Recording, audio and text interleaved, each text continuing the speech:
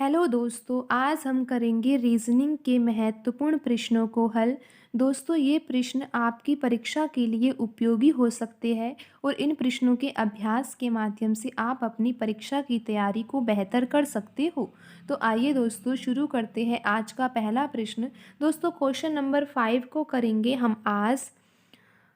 और दोस्तों, आप इस प्रश्न को पढ़ सकते हो। इस प्रश्न में क्या लिखा हुआ है? इस प्रश्न में लिखा हुआ है कि नीचे दिए गए 5 संख्याओं में से 4 किसी गुण के आधार पर समान है और असंगत संख्या का चयन करें। दोस्तों, यहाँ पर 5 ऑप्शन दिए गए हैं। आप इन पांचों ऑप्शनों को देख सकते हो। दोस्तों, यहाँ पर ऑप्शन जो 1 है उसमें 126 लिखा हुआ है। ऑप्शन 2 में 122 लिखा हुआ है। ऑप्शन 3 में 82 लिखा हुआ है। ऑप्शन 4 में 50 लिखा हुआ है और ऑप्शन जो 5 है उसमें दोस्तों 170 लिखा हुआ है। और दोस्तों, आपको यहाँ पर 5 ऑप्शन दिए गए हैं। इन पांचों ऑप्शन में से 4 ऑप्शन जो है वो एक जैसा गुण रखते हैं और इन पांचों ऑप्शनों में से एक ऑप्शन ऐसा है जो बाकी सभी ऑप्शन से असंगत है। और दोस्तों, हमें यहाँ पर उस असंगत संख्या का चयन करना है। दोस्तों, हमें यहाँ पर पहले जो दिए गए ऑप्शन हैं उनको अच्छे से समझना होगा कि इनमें ऐसा कौन सा गुण जो है वो समान है। ठीक है दोस्तों, तो अब आप यहाँ पर क्या देखोगे? दोस्तों, हमें यहाँ पर इस सवाल को किस तरीके से हल करना है। दोस्तों, यहाँ पर 122 लिखा हुआ है। क्या आप देख पा रहे हो? यहाँ पर 122 लिखा हुआ है। और दोस्तों, आपको वर्ग निकालना आता होगा। दोस्तों, हमने पिछली वीडियो में भी बता रखा है कि आपको वर्ग और घन तो आने ही चाहिए। वर्ग और घन से संबंधित रीजनिंग में बहुत से प्रश्न होते हैं और जब तक दोस्तों आपको घन और वर्ग याद नहीं होंगे, दोस्तों याद भी होने चाहिए आपको। जब आपको घन और वर्ग याद होंगे तो आप प्रश्नों को आसानी से हल कर पाओगे, नहीं तो दोस्तों आप प्रश्नों को हल नहीं कर पाओगे।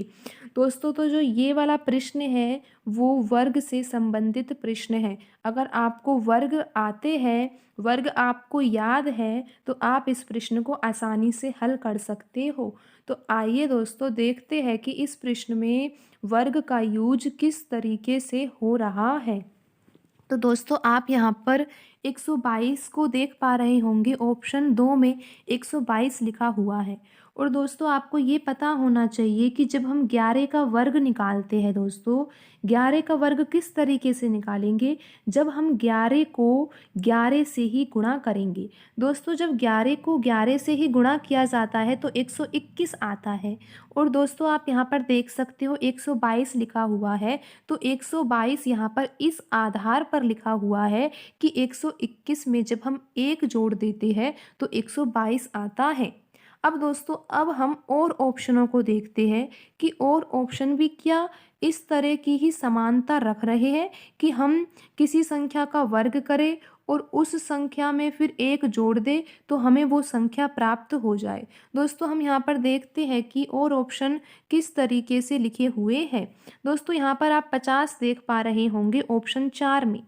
दोस्तों, आपको ये पता होगा कि जब हम 7 का वर्ग करते हैं तो 7 गुणा 7 करना होता है और 7 गुणा जब 7 करते हैं तो दोस्तों 49 आता है।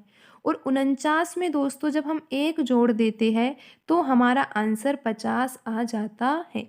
देखा दोस्तों, ऑप्शन जो 4 है वो भी इसी तरीके से लिखा हुआ है जिस तरीके से ऑप्शन 2 लिखा हुआ था।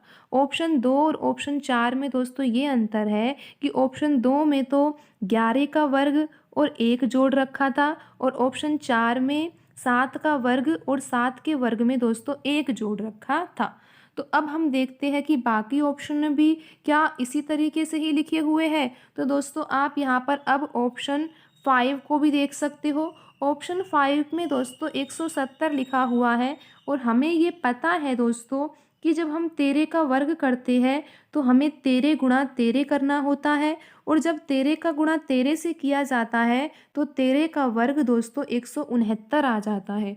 और 169 में जब हम 1 जोड़ते हैं तो दोस्तों 170 आंसर आता है। और आप यहाँ पर देख सकते हो कि ऑप्शन 5 में 170 ही लिखा हुआ है।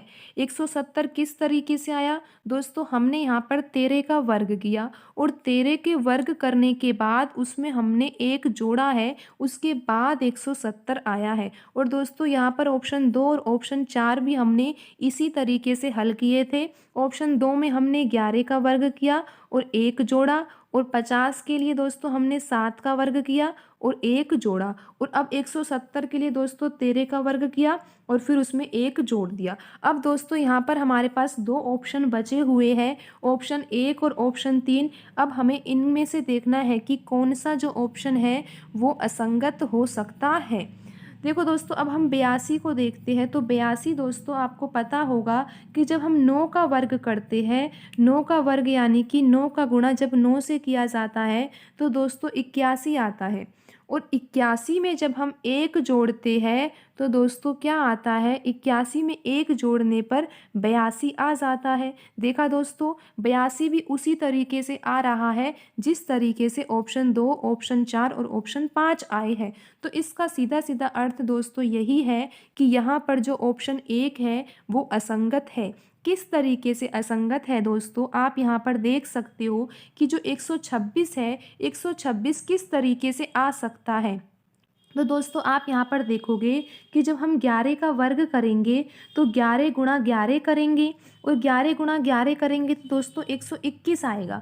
अब 126 प्राप्त करने के लिए हमें 121 में दोस्तों 5 जोड़ना होगा, जब जाके दोस्तों क्या आएगा, 121 में जब हम 5 जोड़ेंगे दोस्तों तब 126 आएगा। लेकिन दोस्तों बाकी ऑप्शनों में आपने देखा कि हम जब किसी संख्या का वर्ग कर रहे हैं तो हमें उसमें सिर्फ 1 जोड़ना पड़ रहा है, तब वो ऑप्शन हमें प्राप्त हो रहा है। लेकिन जो ऑप्शन 1 है दोस्तों उसमें हमको 5 जोड़ना पड़ रहा है, इसी वजह से जब ही 126 आंसर आया है। और दोस्तों आप यहाँ पर देख सकते हो कि किस तरीके से यहाँ पर हमने सवाल को हल किया। दोस्तों 122 किस तरीके से आया था, जब हम 11 का वर्ग करके उसमें 1 जोड़ रहे थे। 50 किस तरीके से आया, जब 7 का वर्ग करके हम उसमें 1 जोड़ रहे थे। दोस्तों 82 किस तरीके से आया, 9 के वर्ग को करने पर उसमें 1 जोड़ने पर। ये ऑप्शन 5 में जो 170 लिखा हुआ है वो किस तरीके से आया, 13 का वर्ग करने पर, 13 के वर्ग में 1 जोड़ने पर। लेकिन दोस्तों यहाँ पर जो 126 है वो 11 का वर्ग करने पर 11 का वर्ग करने पर और फिर उसमें 5 भी जोड़ना पड़ रहा है, फिर जाके 126 आ रहा है। दोस्तों आप यहाँ पर असंगत छांट सकते हो अच्छी तरीके से। आप यहाँ पर देख पा रहे हो कि सभी में हमको 1 ही जोड़ना पड़ा, लेकिन जो ऑप्शन 1 है उसमें हमें 5 जोड़ना पड़ा। तो दोस्तों इसमें आप असंगत अब आसानी से छांट सकते हो। यहाँ पर जो ऑप्शन 1 है दोस्तों वो असंगत है। ऑप्शन 1 में 126 लिखा हुआ है, ये असंगत संख्या है।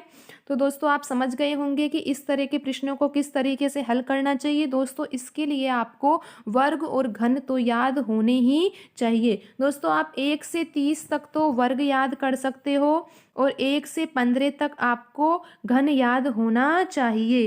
तो दोस्तों फिर आप परीक्षा में कुछ प्रश्नों को तो बिल्कुल आसानी से ही कर लोगे। ठीक है दोस्तों, आज की वीडियो में इतना ही, मिलते हैं अगली वीडियो में। धन्यवाद।